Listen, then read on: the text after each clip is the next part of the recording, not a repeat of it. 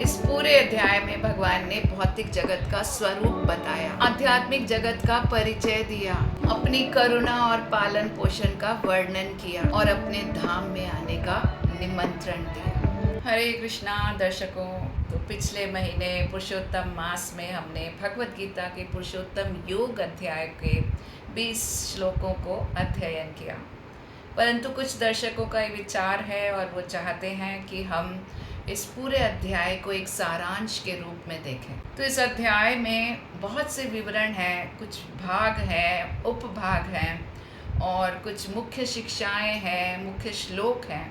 यदि इनको हम एक सारांश के रूप में दोबारा देखें तो हम इस अध्याय को और अधिक समझ सकते हैं। तो आज की वीडियो का उद्देश्य यही है कि इस 15वें अध्याय को हम एक सारांश के रूप में देखें। आइए शुरुआत करते हैं।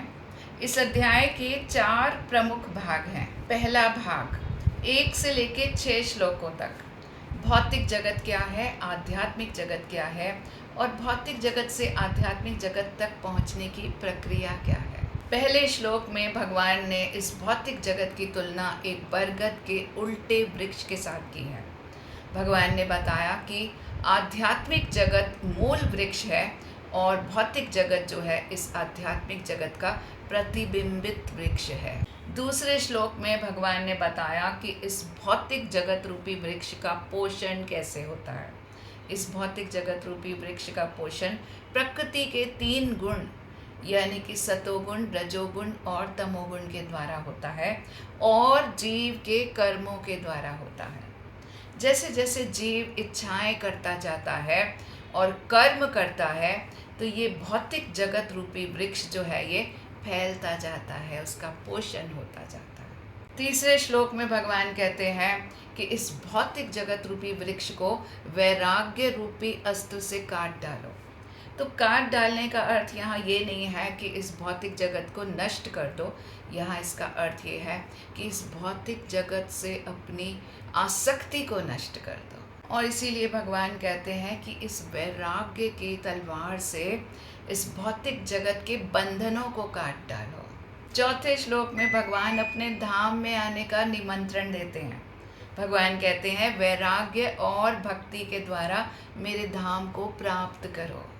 5वें श्लोक में भगवान वर्णन करते हैं उन 6 योग्यताओं का जिनको प्राप्त करके व्यक्ति को भगवान के धाम में प्रवेश मिल सकता है। पहली योग्यता निर्माण मोहा, अहंकार से मुक्त हो जाना, जित संग दोषा, बुरी संगति के दोष को जीत लेना, आध्यात्म नित्या, आध्यात्मिक साधना में स्थिर रहना, विनिवृत्त कामा, भौतिक कामनाओं से मुक्त हो जाना, द्वंद्व विमुक्ता, सुख दुख लाभ हानि जय विजय जैसे द्वंद्वों से ऊपर उठना, अमूढ़ा, वास्तविक ज्ञान से युक्त होना।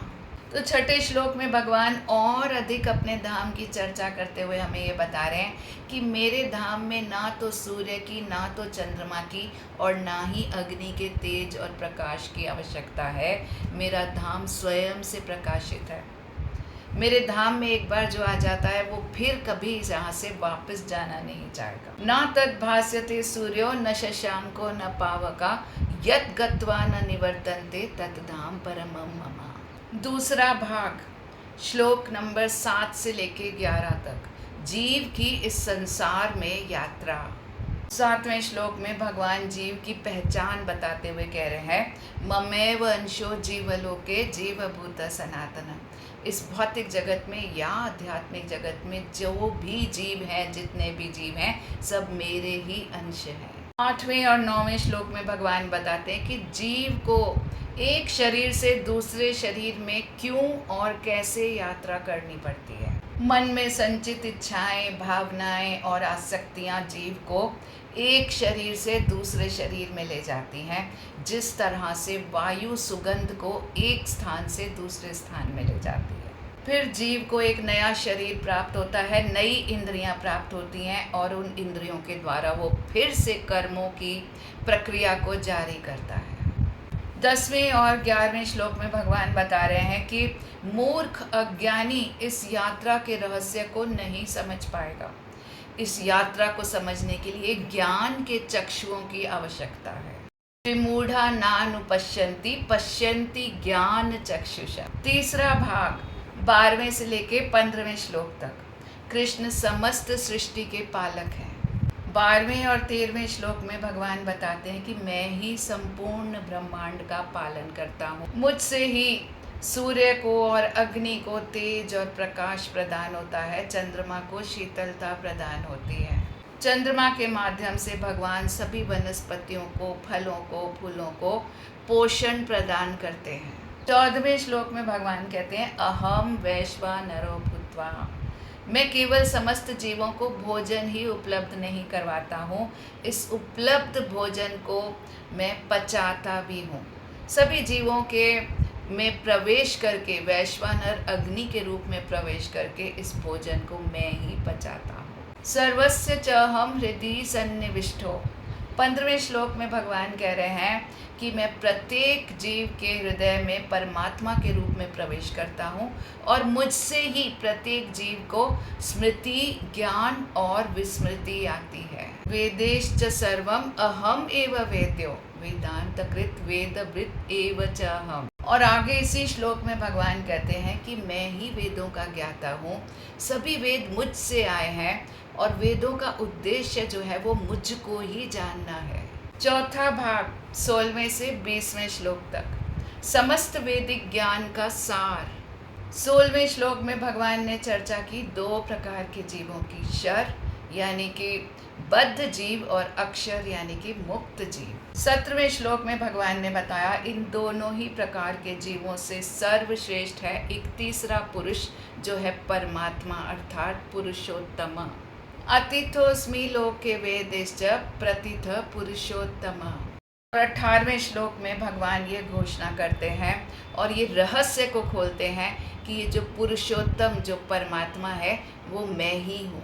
19वें श्लोक में भगवान कहते हैं जो मुझे इस परमात्मा रूप में जान लेता है वो ही मेरी भक्ति कर पाता है और उन्हीं के हृदय में मेरे प्रति प्रेम जागृत होता है।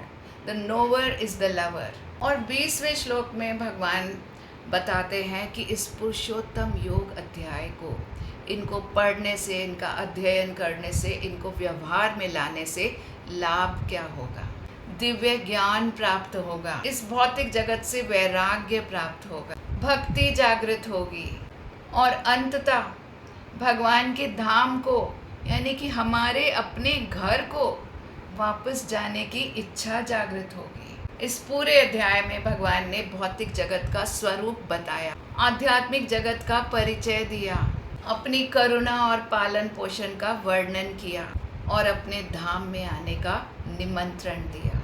अब हमें हमारी स्थिति पता है, हमें हमारी पहचान पता है, हमें हमारा लक्ष्य पता है और उस लक्ष्य तक पहुंचने का मार्ग भी पता है। अब केवल एक ही चीज़ शेष है, कृष्ण के धाम में हमारा प्रवेश निर्भर करता है कि हम भगवान की बताई हुई शिक्षाओं को कितनी निष्ठा से पालन करते हैं, कितनी निष्ठा से अपने व्यवहार में लाते हैं।